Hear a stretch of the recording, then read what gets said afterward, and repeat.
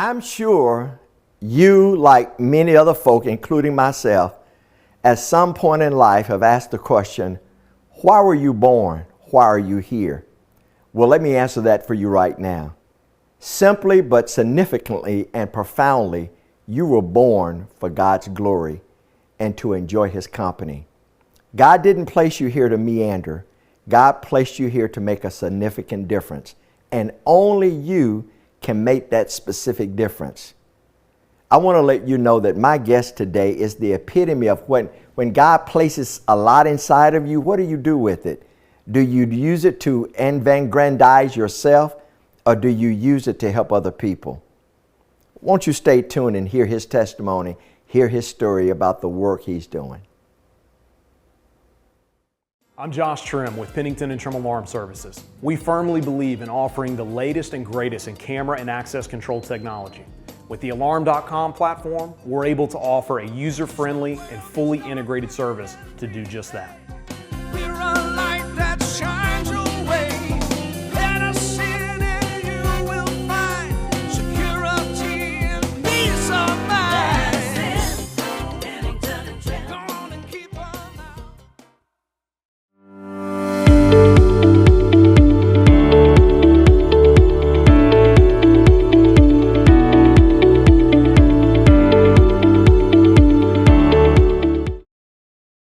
Hey, thank you for joining me today on Defining Moments. I appreciate you being here. I say this every week. I know that there are things that you could be doing. I really do.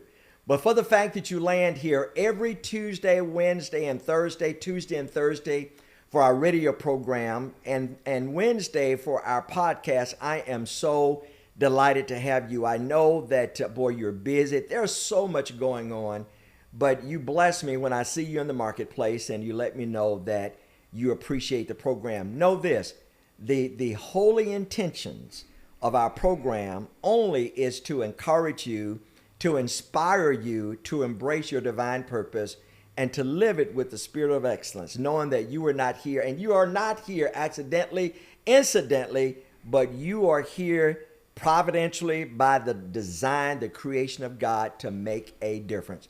And I want to let you know, we all go through, my son says, the ebbs and flows of life.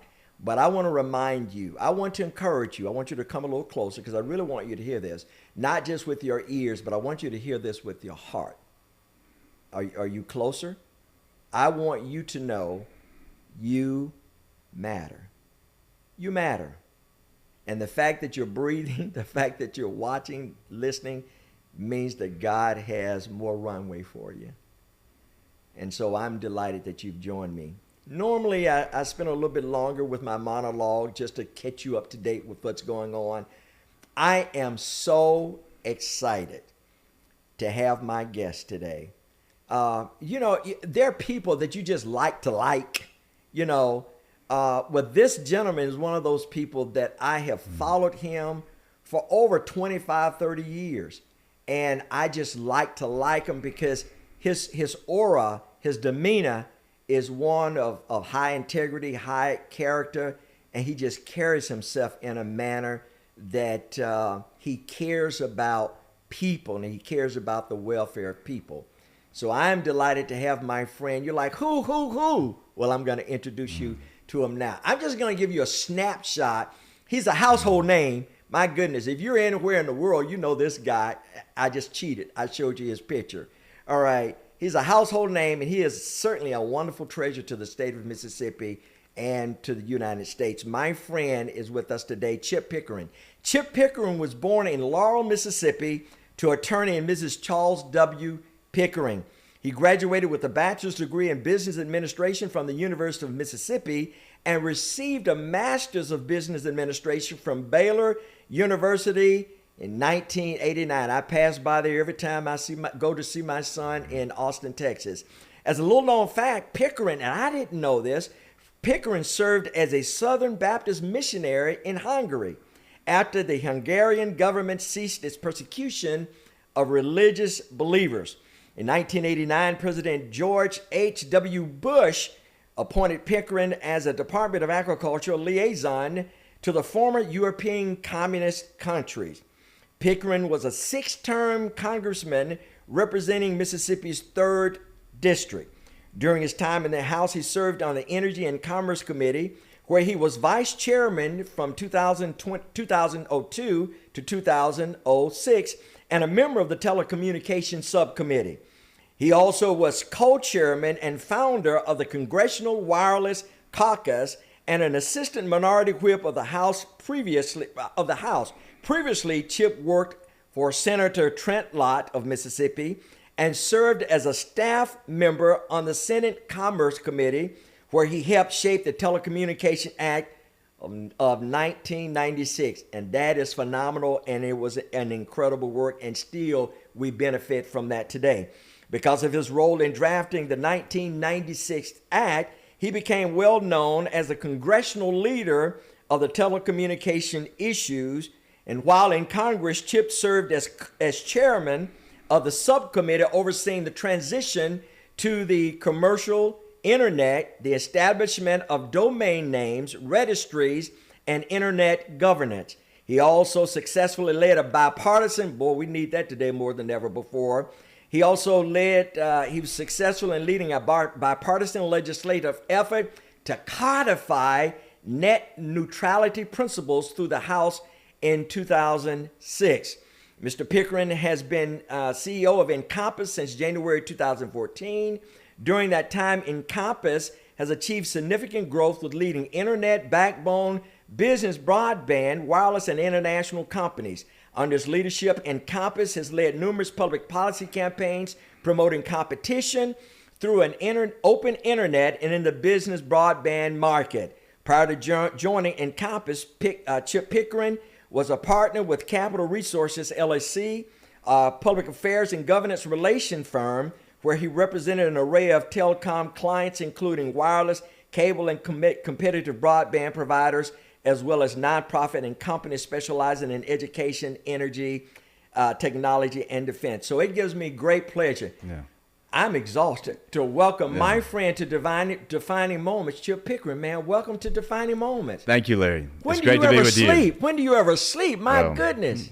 It's been a full life. It's been a full life. But I want to thank you for inviting me.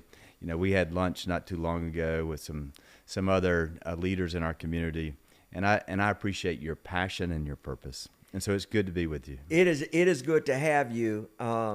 I have followed your career for a long time, prior to you going Congress, when you were in Congress, and after leaving Congress. Mm-hmm. I've said this. In fact, I cut a little promo prior to you getting here.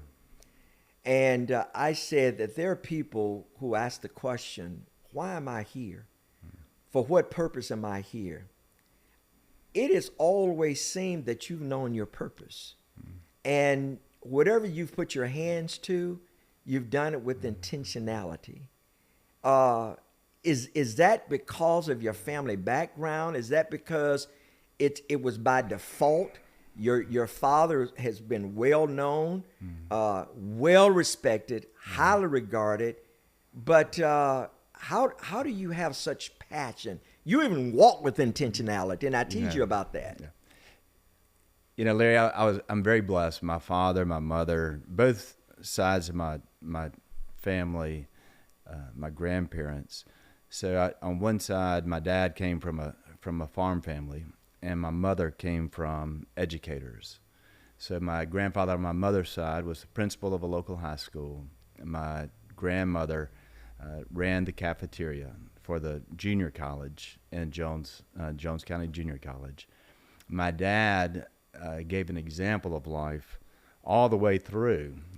Is your dad right there? My dad of just service, of trying to build our community, my hometown, Laurel. Politically, always engaged at the local level, to the state, to the national level. His church. So he had a very integrated, balanced leadership commitment that he was involved in, in a diverse range of things. And so that was my model. And my grandfather on my dad's side was, the highest compliment he could give is, he's a hard worker. Yes. And so it never, on both sides of the family, it was service, commitment, hard work. purpose, faith, family.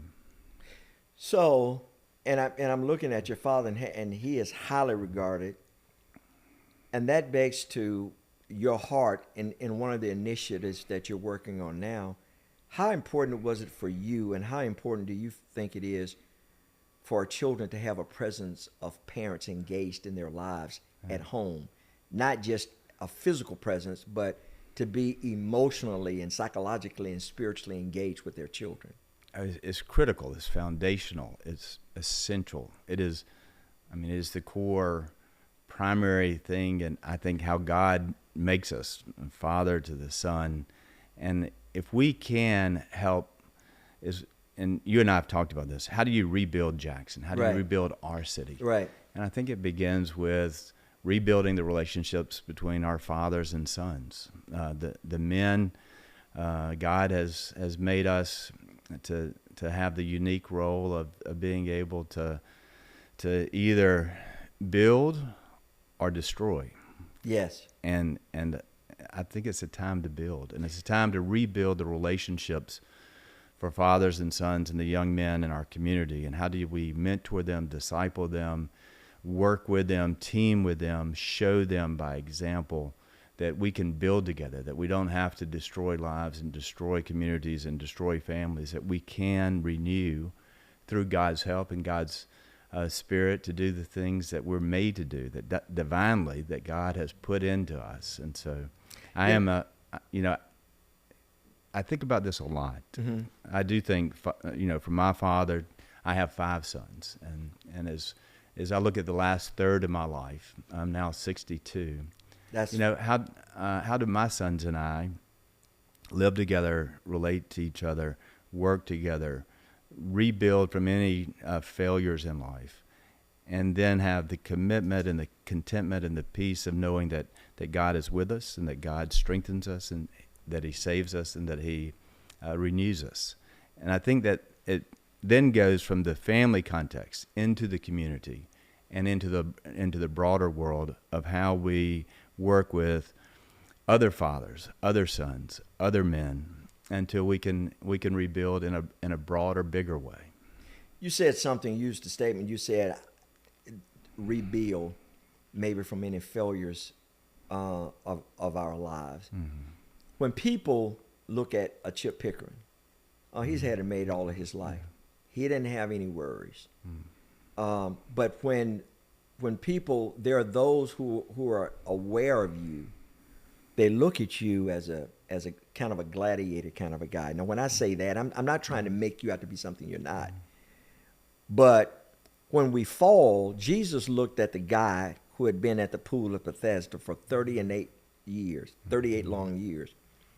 And Jesus came to the guy and said, "Do you want to be made whole?" And the guy started complaining. He said, "Every year when the angel comes down and trouble the water, somebody jumps in ahead of me." And Jesus is, in essence, Jesus said, "I didn't ask you all of that. Do you want to?" And that becomes the statement. Do you want to do better? Do you want to get up? You can languish in your defeats, or you can recognize, I've had some defeats in my life. I've had some hard seasons. I can't just languish in it. I've got to get up and make a difference. Is that what you're saying? There's no life that is easy. And it may look, somebody's life may look easy on the outside, or that they've been given everything, or they came from everything. But the way that this world works, and the way that God works in us in a fallen world, is that He takes our sin, our failures, whether that is, my dad lost political races. He had career setbacks, but he never quit. He kept on working and building and finding new ways, from politics to being a federal judge. Just recently, they dedicated at William Carey University a new med school that he helped lead from the board to create. That's really doing a tremendous work all through Mississippi, bringing general practice physicians into hospitals in rural and underserved parts of our state. So it's an example that, I think in my life, it is the failures where God meets us, never abandons us, then renews us and restores us. And so it's more of the example of how does a man get back up when he either causes his own failure or other forces have intervened in his life in a way that gives a setback, either morally or in a professional or career or political or whatever the context is. And so I just my faith has guided me in my own rebuilding as I look at Jackson and the community and the work that I do, both at the national level with the companies I represent, the policies that I try to fight for, but then back home, I'm part of a foundation called the Great City Foundation. Yes. That started at the end of the pandemic of COVID, and our city was probably at its low point. Crime, violence, water, sewer, crisis, decline. And how do we renew a belief in our city? And how do we begin building relationships behind a united vision, a comprehensive vision?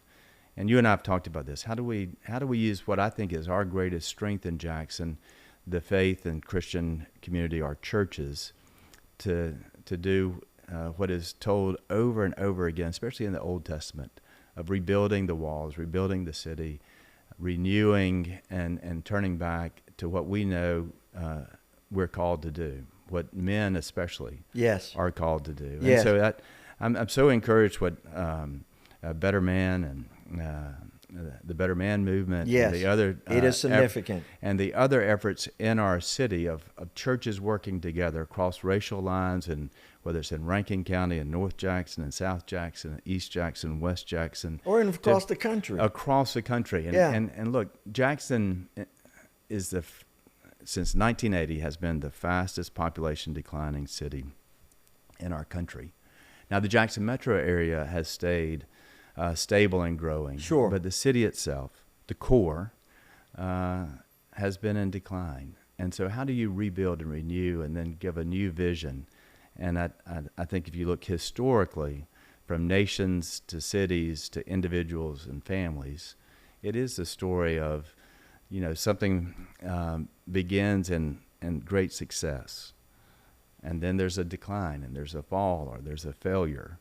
And then how do you get back up? And it's the same story throughout all of history, and so I care very much about the people and the neighborhoods and the community, but I also think that the church has a unique role to renew the city, to rebuild the city, and then to train up a new generation in the principles that we know that God has given us for a good life, not an easy life, yes, but a good life. So the question becomes, and it's not a trick question, because you have that methodical, analytical mind, so I think you'll understand where I'm going. Why not just throw money at it only? When it comes to the adversities of life, the poverty of life, why not just throw money at it only? The foundation is spiritual. Ooh. And you have to rebuild the foundation. There you go. And you can build upon that foundation. Yes. A great mansion of many rooms, room for everybody, room for abundance, room for success, room for strong families, good life, purposeful, meaningful life. But it is life is at its foundation and at its core spiritual. And so how do we renew that in our place and with our people? So the question becomes, were you reared with this strong faith foundation? Because it seems to me that if I were to cut you open now, man, you're just not talking with your mouth. You're talking through the conviction of your heart. Is this as a result of life's lessons being learned, or you were reared in this kind of environment passed to you by your dad and mom's family values? I think it's both, and you have to have both. It is one thing to be reared in it, And I was very blessed. If we lived a half block from our church in Laurel, and if the door was open, my family was you were there. I was going Yeah, you I was were going to there. be there, Whether you wanted to or not. And I did go through a period of rebellion in my youth, and ended up playing football at Mississippi College in the early 1980s, and really had my conversion experience as a sophomore in college, and I think that's when faith became real to me. And then ended up deciding that football is I was small and slow, that my future was not going to be in football. I went home, lived with my grandfather actually, and my grandmother, and worked on our family farm for 8 months. Wow. We had a dairy farm and a catfish Laurel? farm, and right outside of Laurel. Okay. And we grew trees, and after milking cows and baling hay and working hard, 8 months, I was inspired. Yeah, Larry, I guess so. That's a good way of putting it. To go back to college. Went to Ole Miss, finished there. Then I went overseas to Hungary. Yes. And that was an experience. Yes, great experience. Your first time as a missionary? I had when I was at Ole Miss, I got involved in campus ministries, Campus Crusade, and others, and I ended up going to Hungary for 2 summers. And that was while I was still part of the Soviet bloc, before the wall had fallen. Right. And then I went back for a 15-month period with the Southern Baptist International Board. I worked with local churches and youth camps, and went to a language institute to learn Hungarian. It was a great experience, Larry, because not only was I in a foreign land, different culture, different language, completely, as a young man from small town Mississippi. Now I'm in Budapest, Hungary, a large city, but completely different system. I had grown up in American freedom and capitalism, and democracy, and now I'm in communist Hungary, Marxist ideology, government control of everything, and the difference in people's attitudes and outlook, and the difference between living in a free land versus an oppressed land made a huge impact on me. And seeing Christians in that context, though, living out their lives under those circumstances, also had a tremendous influence and impact on my life. And it really began to make me think, okay, what is it about how our land is governed that then influences the lives of every person in a given country, whether it was Hungary at that time or back home in America, and why leadership and governance is so critical to the pursuit of happiness. And by the pursuit of happiness, I don't mean pursuit of health and wealth and easy. I'm talking about the pursuit of meaning, the pursuit of meaning. That's interesting. Of purpose. That's interesting. And because I think if you look at happiness, it is when you're living a meaningful life, a purposeful life, and when you're trying to meet when you're needed, whether it's as a father or as a leader or as a friend, that gives you meaning in life. So those types of things shaped me and gave me a faith and example, both in my family and other contexts. And then eventually, as I landed in Washington, the career that I have had kind of comes back into those early experiences, the formative years and experiences. But all along the way, during good and bad, during success and failure, God's presence is hopefully given me the ability to look for what I'm called to do, and the ability to hopefully work with others in a way that Christ is demonstrated in the life that we live.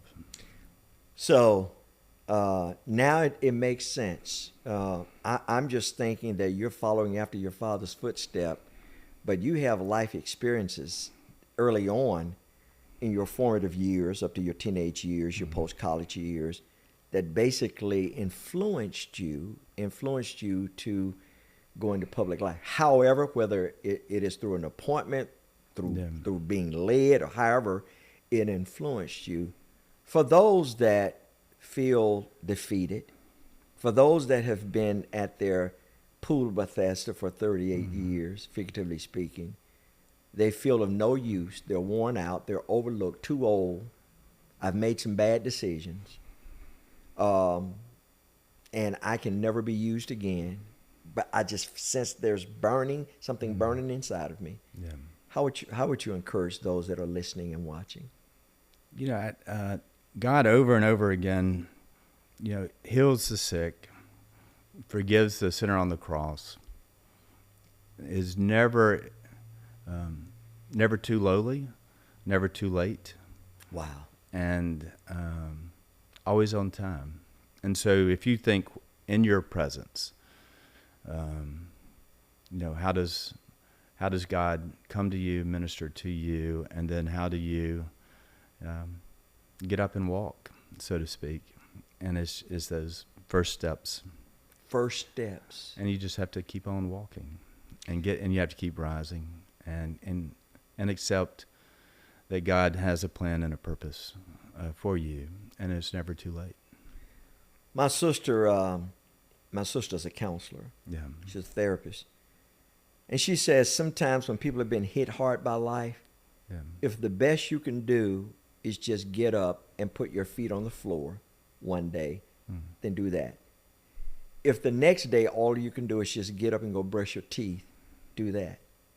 If the next day all you can do is get up and go take a shower, do that. What I hear you saying, if you've been hit hard by life, and we all have, Yeah.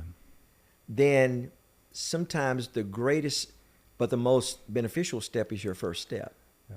But keep taking that step. You know, and Larry, when I was in Congress, I was elected in 1997. So if you think back to 1997, Republicans had just gained the You know majority. that guy? Wow. That's a young guy. I think that was my first term. So I was 33 years old. I remember the Yeah. day you were elected, my Yeah. friend. You know, and Sonny Montgomery had been the congressman before right. me, a great legend, great. You followed some, and also- you followed some legends. But also a great mentor. Yeah. And a great example. But I come to Congress in 1997. I'm 33 years old. We have Senator Lott, Senator Cochran, Haley Barbour. Yeah. Republicans had just taken the majority of the House in 1994. Mm-hmm. And so we had this new majority, and we have a president from a neighboring state, Bill Clinton, Yes. from Arkansas. Arkansas. And Trent Lott and Bill Clinton are cutting deal after deal. Yeah. The peak of bipartisanship Yes. and the peak of Mississippi's political power and influence was when I came to Washington. And we began to organize in Mississippi of how do we use this position of leadership and the new power that Mississippi has in our nation to now grow our state, to build our key institutions, to build the infrastructure, to build a future economy. And so we were all convening our university leaders, our community colleges, our Oh, community, wow. our military bases, our defense, our aerospace, our telecommunications and technology sectors. And we were really seeing Mississippi, the growth and the rise of Mississippi going into the early 2000s. And then Katrina comes Oh, my goodness. 20 years ago. Oh, in, yeah. In 2005. And it wipes out the Mississippi Gulf Coast.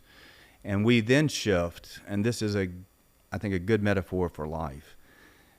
We were thinking that we were primed only for success. We had all of the elements, our leadership and an emerging new economy. And Mississippi was finally, for the first time in our lifetime, really seeing national prominence, growth, and a new perspective of who we are.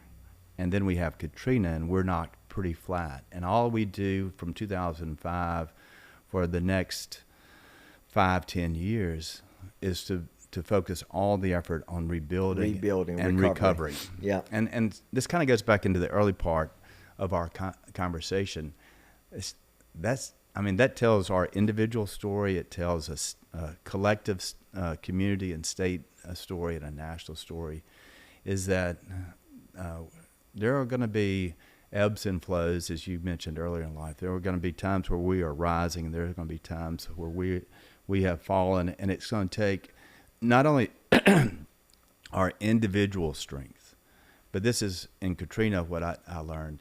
We had a whole team, a whole group, a whole state, a whole country that rallied and unified, and the generosity was at its greatest level. The resilience, the witness or the example was actually greater in a great period of loss, and then the effort to rebuild and renew. And so we have to have that perspective too, that we know that whether we are rising or we have been knocked down and trying to get back up, and it takes, and this is what I want for Jackson. We've been in a 40-year period of decline.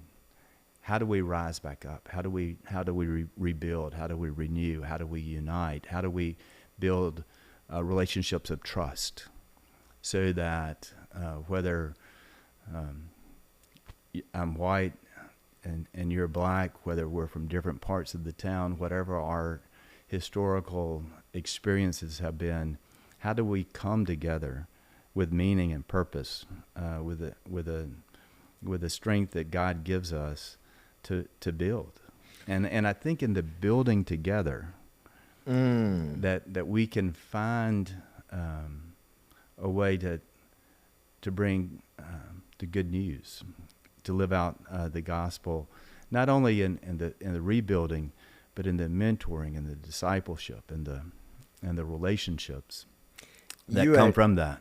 Chip, you inspire so many thoughts. I mean, my while you're talking, my brain is just running, man. I want to ask like 15, hot moment questions. What do you do when you feel left alone, ostracized, crucified, penalized? I want to ask you that question when we come back. In fact, our speaker, Kyle Reno, senior pastor of Crossgates, he has something to say about that. I want you to stay tuned and watch this. We'll be right back. Hey, my name is Kyle Reno, senior pastor at Crossgates Baptist Church. Here's a defining moment from this last Sunday. I can give my heart to you. I can give my life to you. I can give our future to you because, listen, here's the principle. I'm yours because we're His. Man, that's good. Come on, I'm preaching myself happy, right? I'm yours. That's what happens right here, man. When that miracle happens of people being married, made one. It's not merely the declaration. It's them coming into covenant and saying, I'm yours, but the way I give myself to you is ultimately because I believe that we're His. That we're entering into this covenant under His banner. When you do that, God's ideal, when you do that, you rest easy in your roles.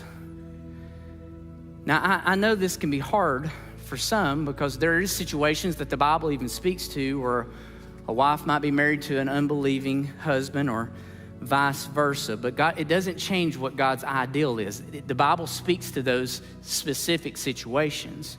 But make no mistake, God's design is for a man and a woman that are fully surrendered to Christ to give each other to themselves. Hey, thank you for taking some time to listen to that defining moment from this last week. If you'd like to listen to the sermon in its entirety, you can go to crossgates.org, and we would love to have you visit with us any week on any of our Sunday experiences or our midweek opportunities. I'd encourage you this week to take some time and really think about what moments right now are defining your destination. God has more in store for you. Hope to see you soon.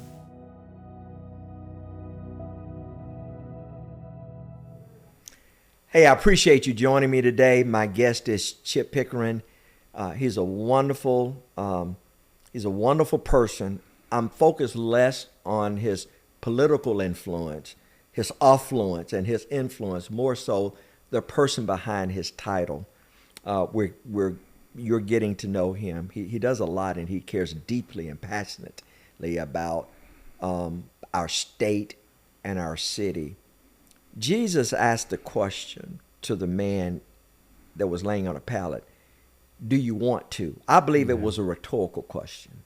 Yeah. Do you want to? Do you want to be made whole?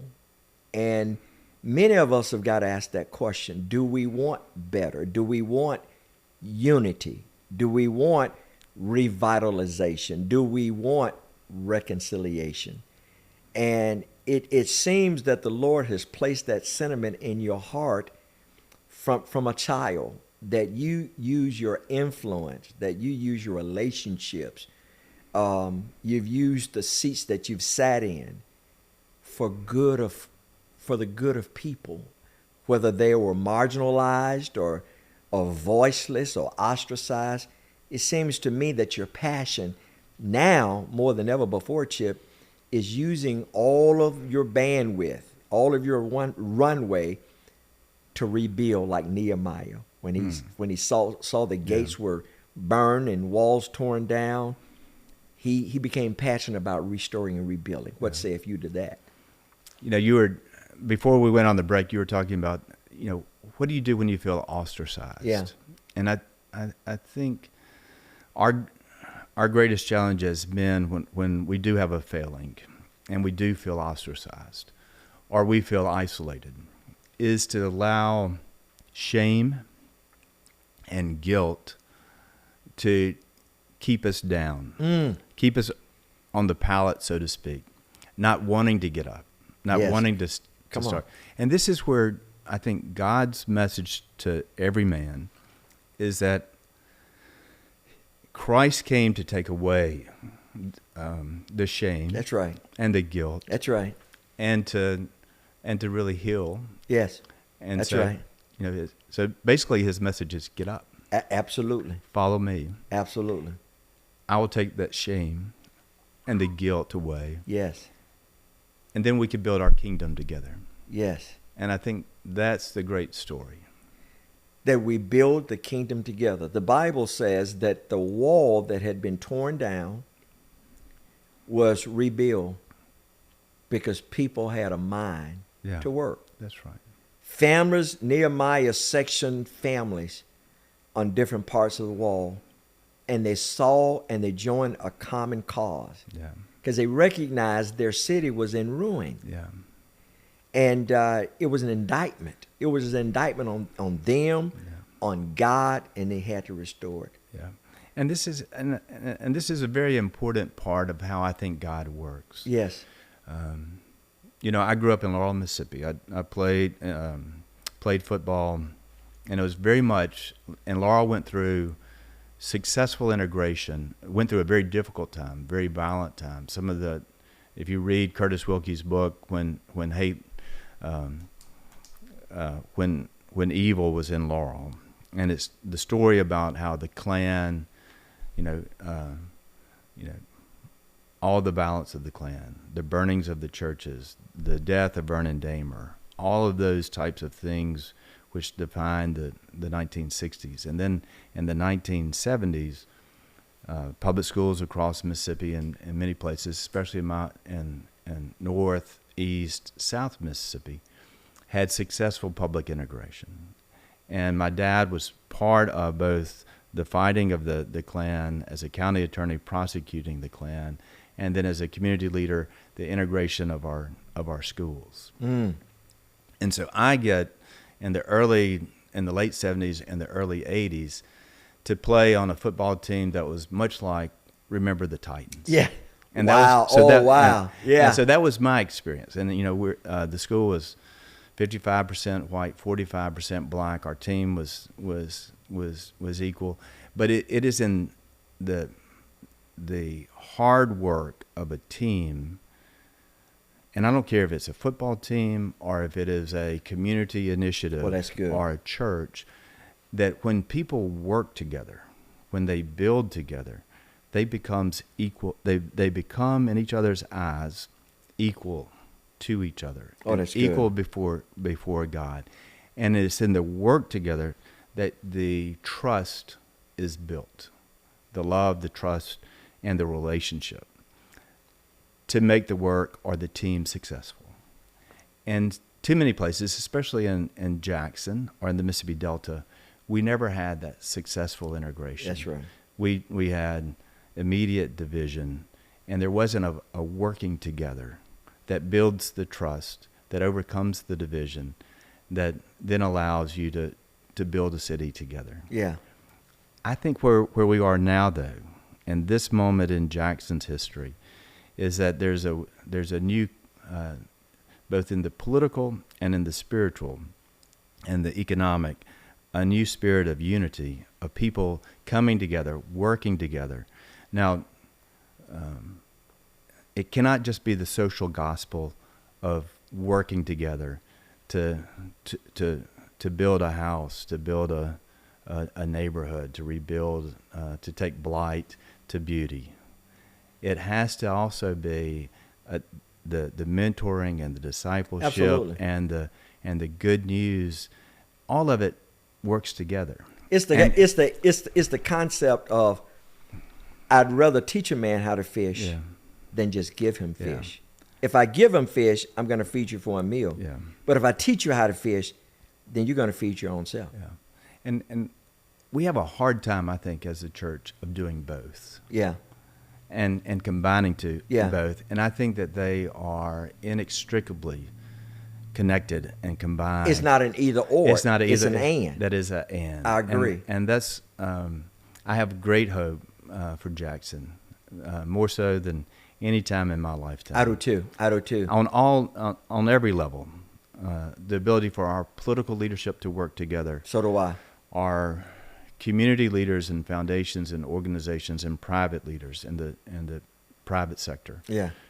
and the church community. Yeah. And I think that if we can get all of that integrated successfully, working together in a combined, comprehensive, unified vision and plan, and then we can work it out in a way that we do truly build God's kingdom.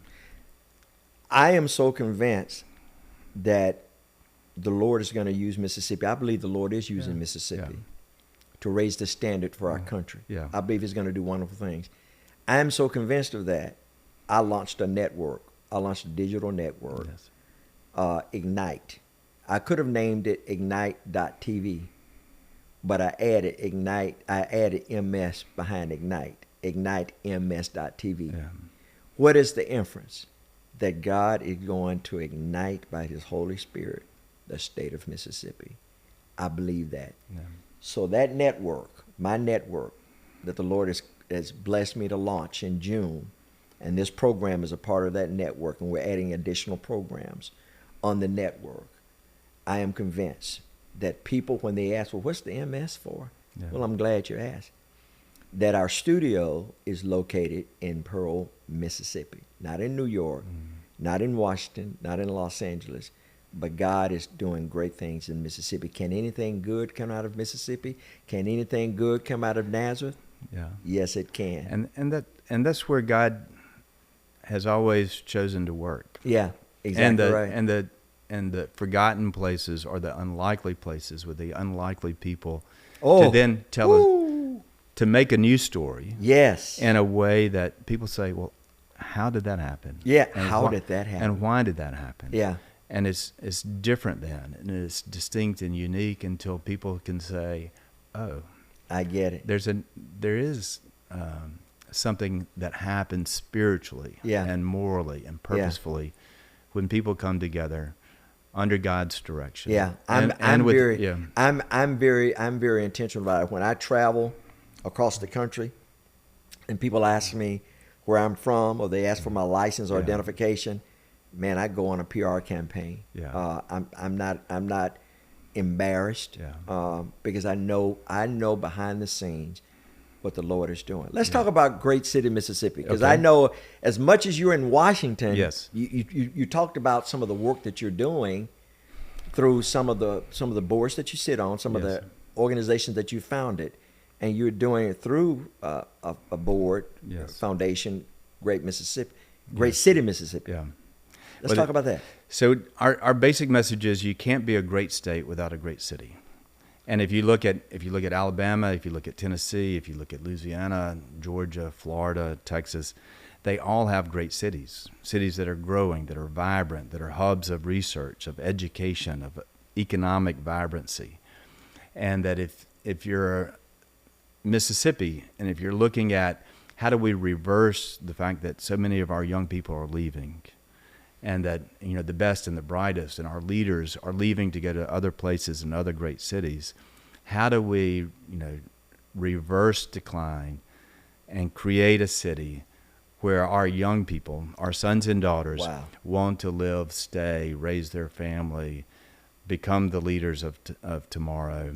And so that was the motivation and the purpose of forming Great City, Mississippi, is that we believe that Mississippi cannot rise, that Mississippi cannot succeed unless Jackson does. That's a powerful. You just inspired another. Are you a philosopher? I think you have a little philosophical Yeah. background. But listen to this. Let me tell you what you inspired. I thought about this, Chip. If you want a great community, you have to have great families. Yes. Okay. If you want to have a great family, then you've got to have a great marriage. Yes. So you've got to start at the ground floor of this thing. A great marriage, great parents, great family, great church, great community, Yes. great state, great country. Yeah. I love that philosophy. Yeah. And it's, It makes a whole lot of sense, Jim. it does. And so Wow. So let me just talk a little bit about what Great City is working on. Please do. And what we believe the future is going to be. So as we first started at the end of the pandemic, as you remember, the crime and violence in Jackson was at its peak. Right. We had the flood, then we had a water crisis. That's right. Sewer. Our water and sewer systems were taken over by the EPA. There was a loss of trust in our public leadership. That's right. Our city leadership and our state leadership and our congressional leadership were not working together, and so If they were even talking. Yes, and so we were, and there was corruption. Yes. And so if you look at every metric or measure of a failed city versus a great city, you could say that Jackson was at its low point. And so we began to work across bipartisan lines in all parts of the state government and our congressional to begin the public safety initiatives that have really reversed and stabilized our public safety. We began to work on with our congressional delegation, Congressman Thompson, Senator Wicker, to have the funds needed to stabilize and restore the basic essentials: clean water, reliable water, a sewer and sewage system that instead of having open discharges, we could have what every modern city has. Yeah. Just the essentials. Just the essentials, just the basics. And that was our early work. And then we began trying to create a vision that would say, this is what Jackson can be. We can be a place of beauty with beautiful parks, urban parks, trails, outdoor recreational. We can be a research hub with the University of Mississippi Medical Center Yes. for advanced cancer research, a comprehensive cancer research institute. We can build through Jackson State and extend Jackson State into downtown Jackson so that we have a research park and hub around national security and energy and health care that captures the latest generation of technology, AI, and all of its applications and uses, and that we can build a city that is defined by the future, not the past. Right. And high quality of life, safe, secure, beautiful, and then the place where we educate and train and research the highest end applications for Mississippi and for the country and for the national security of our nation. With Senator Wicker as the chairman of Armed Services, just like in the Cold War, John Stennis built the Stennis Space Center, Yes. the Meridian Naval Air Station, the Columbus Air Force Base, the CB Base, Keesler and Ingalls, and we became, in the space race and in the Cold War, we became the infrastructure and the Right. facilities and the bases for our nation's defense. We are now in a race against China for the superiority of AI technology and the national security and cybersecurity and the energy and the data centers and the cloud and all of the things that are going to come next. We're seeing in Mississippi tremendous investments like we have never seen before. $10 billion at Meridian with a data center complex. I've never seen that. $6 billion here in Rankin County in Brandon, Mississippi. $20 billion with AWS in Madison County. Right outside of Vicksburg, another $20 billion facility. In Memphis and in North Mississippi, Elon Musk and AI, their largest supercomputer. So tens of billions of dollars are being poured into Mississippi in the AI infrastructure of what will drive the AI economy. And what Jackson is distinctly prepared for is to be that AI research and the AI training and the AI education. Mississippi is uniquely positioned and distinctly made to lead this and to be the regional leader and the national leader in this new technology. Most people don't know this. What you just shared, Yeah. I knew some of it Yeah. because I'm ingrained in relationships with people like you, but it is almost Mississippi is a great secret.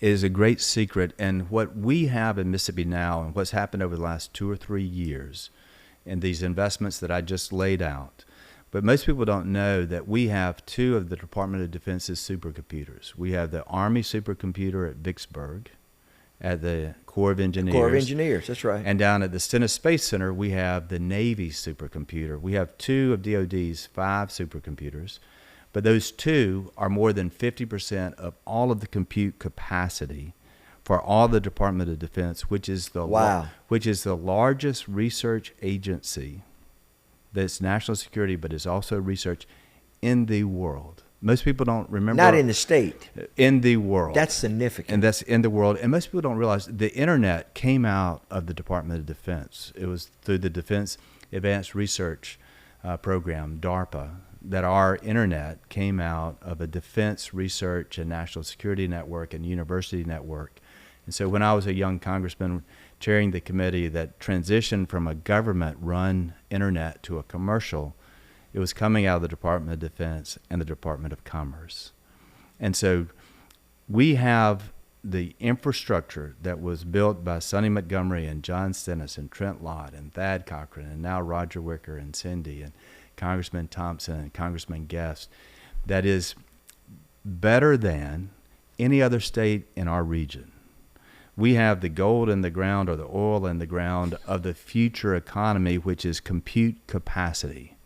And then because we're the center of the South and we're the crossroads of the data pipelines that run from Atlanta to Dallas and New Orleans to Chicago that intersect at Jackson. 55 and those I-20. big fiber, they're called dark fiber, just think of a big pipeline that covers that transmits and distributes the data flows that go into all of the high-end applications of the future, where it is autonomous cars and vehicles, whether it is precision agriculture, whether it's precision medicine, whether it's robotic advanced manufacturing.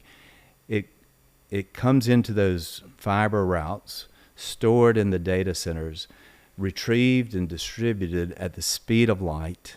And so geography and distance matters because in these high-end applications, you need to be as close to the data center as you can. Oh, wow. Yeah.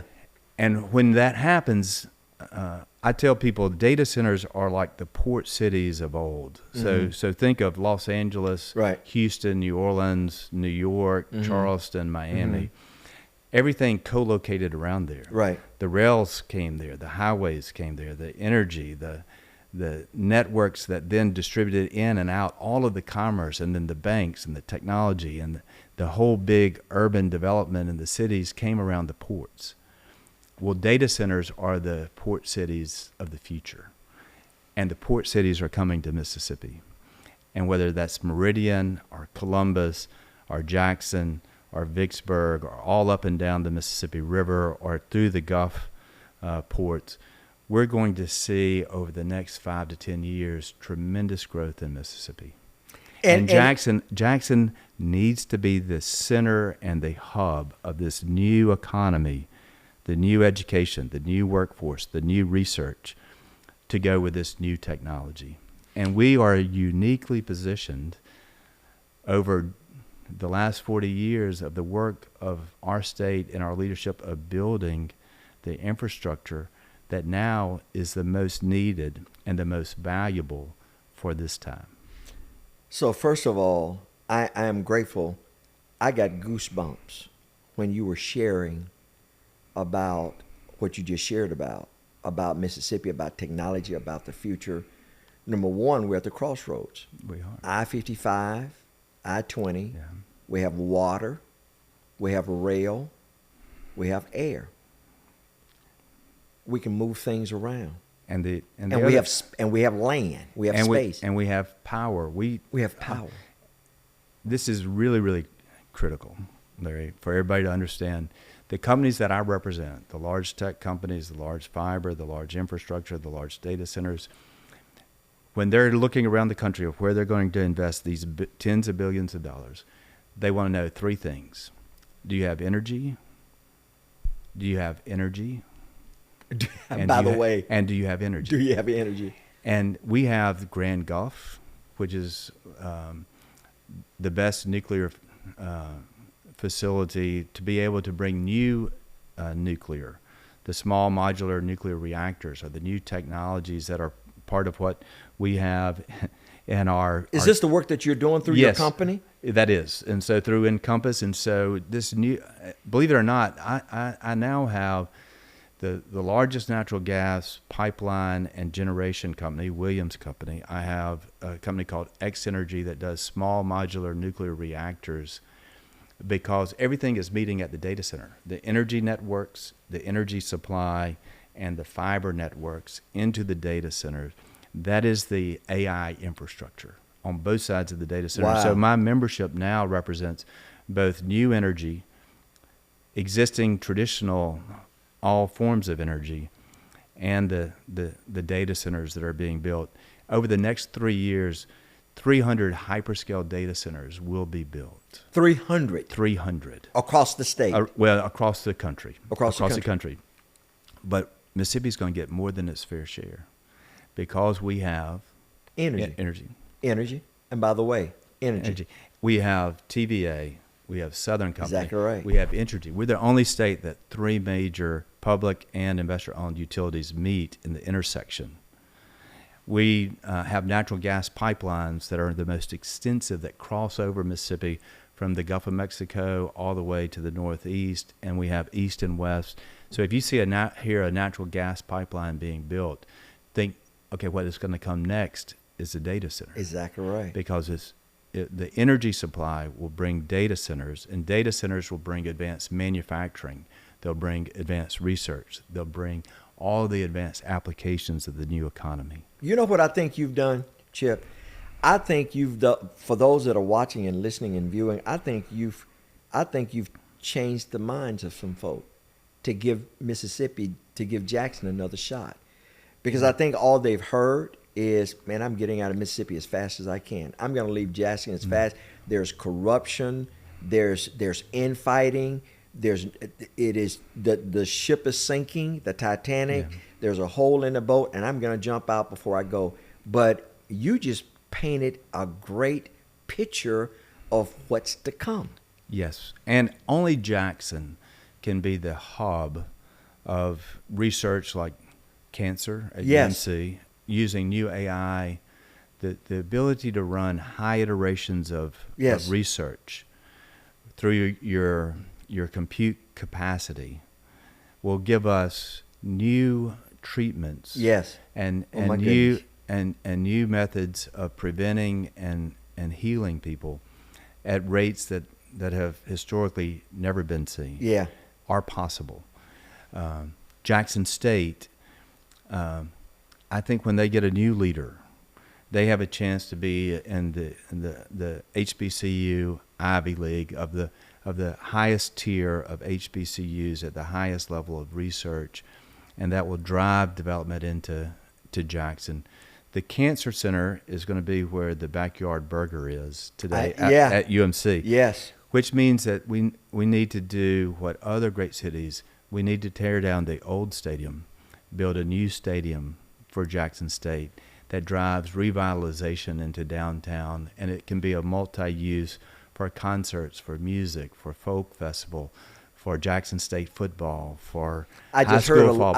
I just heard a roaring applause with Yeah. people Yeah. and alumni, Yeah. and even people with good sense Yeah. tear this But- old stadium but- down and but- build a new stadium. But the new stadium for UAB in Birmingham Yeah. hosts the new professional football league in the spring. Yeah. And it brands the city. Absolutely. South Alabama has a new stadium. Tulane and New Orleans has a new stadium. Houston has a new stadium. They're all, smaller stadiums in like capacity wise, like Sure. 30,000, but very high tech, User-friendly, state of the art, high-tech. high friendly, with lots of premium and a lot of capacity, and can always grow. But it becomes it's kind of interesting whether it is the Coliseum in Roman times, Yeah. or where we are now. A stadium is the symbol of whether a city is growing and vibrant and doing well.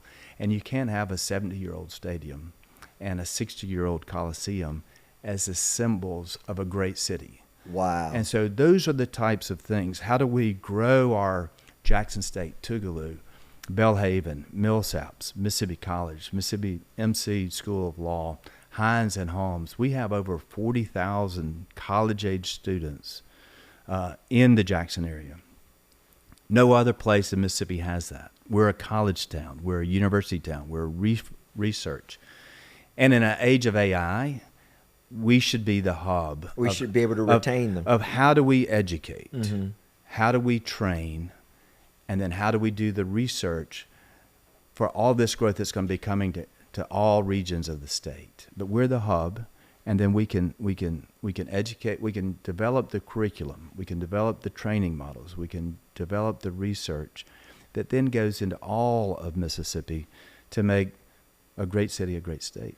Sounds like to me you're describing Mississippi or Jackson being the next Simi Valley. It can be done. It can. And, and this is another rise and fall example. And the question is, can we rebuild this part of Mississippi's history? Most people don't know that Comcast started in Tupelo, Mississippi, That's right. Meridian, Mississippi, and Laurel, Mississippi. That's right. My father was the first attorney Yeah. for Comcast. They became the largest broadband internet provider in the world. That's right. So started in Mississippi, grew around the country, now the largest. WorldCom became the largest internet backbone That's right. company in the early 2000s. Mhm. They went from a small Brookhaven company to the largest internet backbone company globally. Right. Second in the U.S. And you had kind of the rise and fall of WorldCom. Yeah. And when that happened, the contribution and the image and the perception Yeah. and the cluster That's of right. tech companies had a setback. Yeah, deteriorated. that we've never really recovered. Yeah. Now, C-Spire is now building Yeah. a regional company for tech and fiber and broadband. And you had a company like SkyTel. Yeah. If you remember, I remember John SkyTel. Powell? Absolutely. It was the first two-way Yeah. paging, That's right. what we call now texting. That's right. So Mississippi is the birth of texting, the Yeah. birth of blues, Yeah. the birth of Elvis Presley, That's right. of Comcast. Yeah. So we have this rich history of leading on the internet economy in both the policy making with Senator Lott and the role that I got to participate in. Don't be shy about it. And You our are one economy for at that asset. time reflected Yeah. this new economy that was coming 30 years ago. Mm-hmm. But then we lost it in many ways. The AI economy is a chance for us to rebuild this part of who we are as a people, that we are the pioneers, we're the frontiers, we're the advanced applications and research of the new economy and the new technology. And that's part of who we are as a state, and that we restore and rebuild that. Well, you know what, Chip? Man, I'm going to get you back here. Would you come back? I would love to. I can't I'd love tell to. you what to do. But No, I'd love to. Man, Love I to. love because you are a wonderful ambassador for the state of Mississippi, certainly for Jackson, but for the state of Mississippi, and for good. And I appreciate your work. I appreciate your labor, because you can just build bigger barns and be concerned about Chip Pickering and your children and your grandchildren, your wife, your family, and that's it. But the work that you're doing is for the greater good of community, not just yourself, but community. Because as what is the cliche? The tide rises all boats. That's right. You know, and it seems to me that you're concerned about that. How do you create, and this is a huge cultural objective, mindset of abundance versus scarcity? Yeah, And Mississippi has had a scarcity mindset that's right. for a long time. That's right. Where everybody fights and is fragmented Yeah. and divides. Yeah. And they think because we don't have enough, we have to protect our Wow. whatever Our our little parcel. Yeah. whatever our thing is. Yeah, whatever that is. Instead of sharing, building, growing Yeah, in abundance. yeah, And having not a adversarial possessive mindset, Yeah. but a collaborative, cooperative, teaming, building, growing mindset. I stand on the word of God. The word of God says, given it shall be given to you. Good measures pressed down, shaken together shall men give into your bosom. That is the law of reciprocity. You give, you receive. I don't know any other way. I've tried other ways and it doesn't work. But God says, now if you tried my way, man, listen, I got a bigger game plan for you, and it's going to work. I want to thank you for being my guest today, man. Well, thank you. I enjoyed it. Thank you for making time. And this program is a friend of yours, and we want to advocate. We want to advocate for a greater, better, newer. Okay, because it's God. Yeah. God is not a God of ruin. He has not destined us for ruin, but greater. Jesus says, I came that you may have life and have it more abundantly. And so thank you for sharing your testimony, because out of ashes comes beauty.